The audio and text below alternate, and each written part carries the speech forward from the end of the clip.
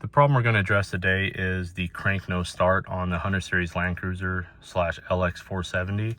And the telltale sign that you have the problem we'll be addressing is when you turn the vehicle on. If you'll watch right here, there'll be no check engine light cycle. Now normally you'll have a check engine light come on right here and just momentarily or until you start the car. When that doesn't come on, that indicates that you have the problem that I'm going to show you now how to address. So the problem we're addressing is actually a problem with the fuse in the fuse box. The go-to solution is to order a new fuse box, which they're actually getting hard to get now because it is the quick, simple solution. It's about a $600 bill, but it is a solution. I'm going to show you a way to pull the fuse box apart and fix it for yourself so you don't have to buy a new fuse box. It's a little more labor intensive, but just barely. So let's get started. First things first, we'll take out the battery. After you remove the battery, the next step is actually going to be to remove this vacuum canister. It's pretty simple. You'll disconnect a few lines. This line, this line, this line, and down lower is one more line. It's only 4 lines. You can leave this hooked up. It's hooked to itself. You'll unplug these 2 plugs and you remove this keeper right here. That'll allow this to be removed.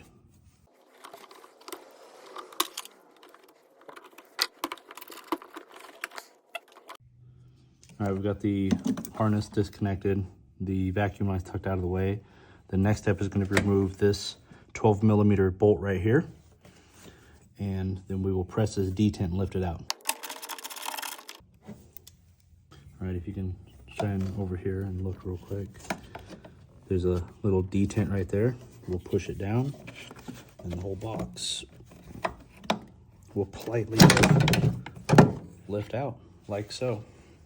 Couple more things to get out of the way. This clip, the clip here, and there's another clip over here will be taken out just so we can get to the fuse box, and then we will go ahead and remove the fuse box. All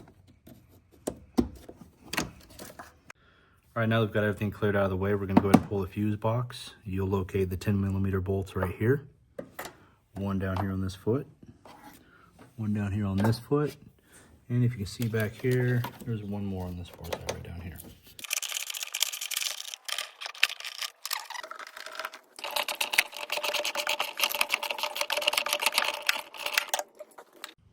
The fuse box is unbolted, but I don't have quite enough room to do the next step, so I'm going to go ahead and pull out this bracket for the air pump, which will give me enough room to move the harness, I'm hoping.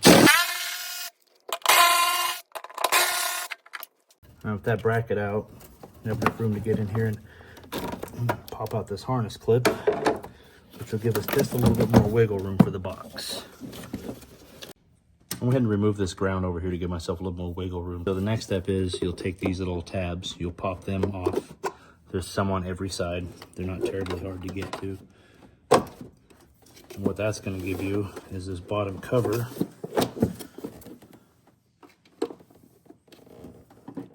Once you get them all, we'll actually drop down and you'll be able to unplug your fuse box.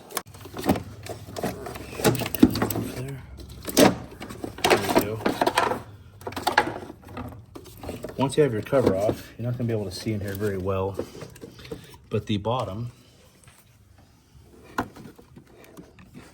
where all the wires at, is just clips. Now that I've got a booster stool, I can actually kind of see what I'm doing, but these are pretty standard Toyota plugs. You push in a little detent, you say some words that your grandma can't hear, you pull a little bit, and they pop out. All right, so once you have all of your plugs unplugged, some of them take both your hands, some of them take all 3 of your hands to get out, but you get them all unplugged, you'll have to pop this out, and you're gonna take out this 10mm, this 8mm, and the whole fuse box actually lift out. There's about 14 connectors you'll disconnect in all, plus these 2 here, but this is your fuse box out in all of its glory. Now we're gonna talk about the fix. It looks like this bus bar needs to be unbolted to completely separate this side. It's safe to say I don't think this is supposed to be a serviceable fuse box. So the fun part about separating this is you have to push all these little tabs individually, and initially I thought I would take a zip tie and put it in there to hold them open, but that is actually too thick. So I cut up a brake cleaner can and I slid all these little tabs down here to hold them apart, and now I will take a flathead screwdriver and work it up. There's still actually retainers at each one of these points, right here, right here, right here, and right here, which I'll have to defeat those to get it up. Perseverance will pay off. All right, after much frustration, I realized that there are 2 rivets here, plastic rivets, that have to be drilled out for this to come apart. There we go. She's sliding right up now.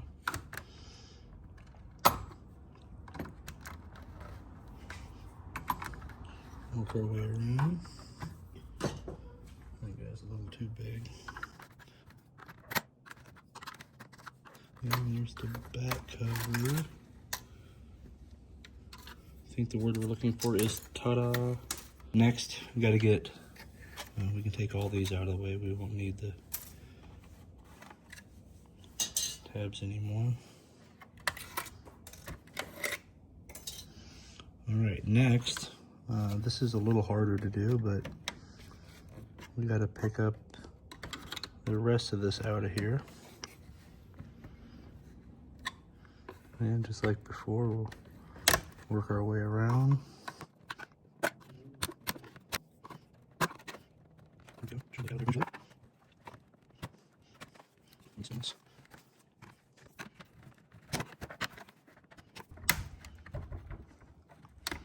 It's pulling a bunch of clips out, which I'll show in just a minute here what I'm talking about, but here we go.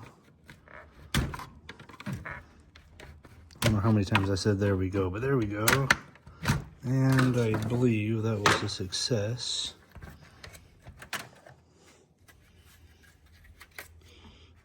Ba-ding.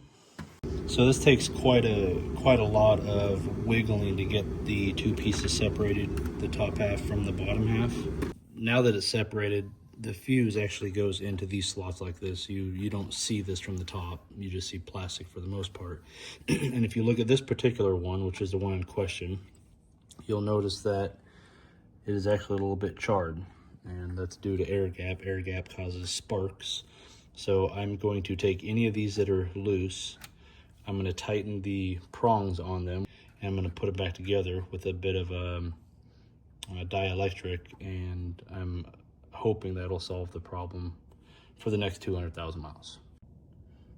All right, so the way we tighten these up is right here, you'll squeeze between this point and this point, which will slightly close this gap. I'll try to do it on camera here. That's it, just a slight squeeze. You can see it pushes this piece right here down, and that'll make it fit slightly tighter. Plus I have dielectriced everything, so let's put it back together. All right, all the connectors are back together. They are all, I actually just pulled them all off and crimped them all slightly more. They're much more firm on here now. They don't wiggle as much. And I dielectric both sides, both the male post and these. So now I will plug it back together, put the whole fuse box back together, and we'll start the reinstall process. So once we get everything lined back up, there we go. She should just push right into place, like so. And then this filler, make sure you don't lose these nuts out of here. They will fall out, and then you have to disassemble it to put them back in. Don't ask me how I know. You'll see this right here. There's several of them. Here also. They slide down these little alignment pins, so it doesn't take a whole lot of guesswork or effort. You just got to get it lined up, and you'll see. You can see if you look close, all the pins are showing through. It's not a bad idea to double check them, but like I said, if you haven't bent them, you shouldn't be running into any serious issues. And the gratifying part is when it starts clicking into place. There you go. All right, she is back together. Next, we're going to put all of these back in here. I'll throw up a photo so you have those if you forgot to take a picture yourself. Alright, so this part is one of the less fun parts of this, but the good news is these don't plug into the wrong place. They each only go into one spot, so you will start plugging all these back in. Eventually you'll have to have it sitting kind of down in your way, hard to get to again.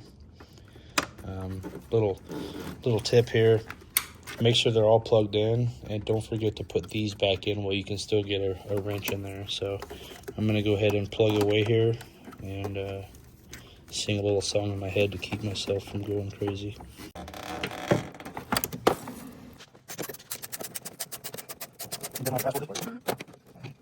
Got at least 90% of them hooked up, right? Has to clip right there. All right, so if we have a look-see, everything is clipped back in its home. Now we'll fish the box back up in about the right location and clip this cover back on that we took off. It's a racing zip tie. This little clip goes right in this hole, like so. And this fella. This ain't supposed to be the hard part. Okay, there we go. We're getting closer. Smells right now. Alright, so I'm gonna have to edit this part out. This is clumsy. Oh, I see the problem. Somebody had the hood release cable caught in there.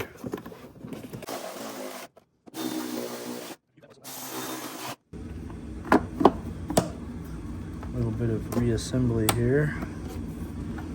This feller goes there. Ground terminal here.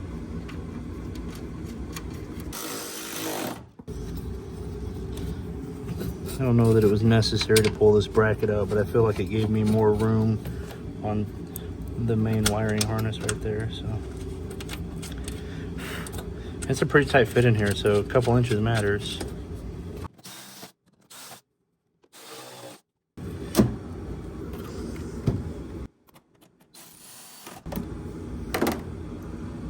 Alright, you can go home. I'm gonna hook up all of our vacuum lines, starting with this bottom one down here. That one's in. This one.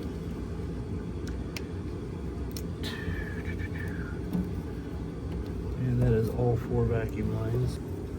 So we'll clip this guy back together.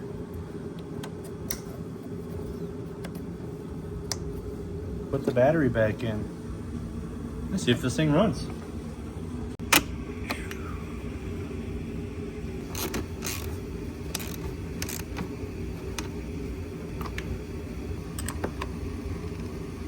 Right now when we turn the key on, you'll see our check engine light does actually come on. And in theory, she fires right up. Problem solved.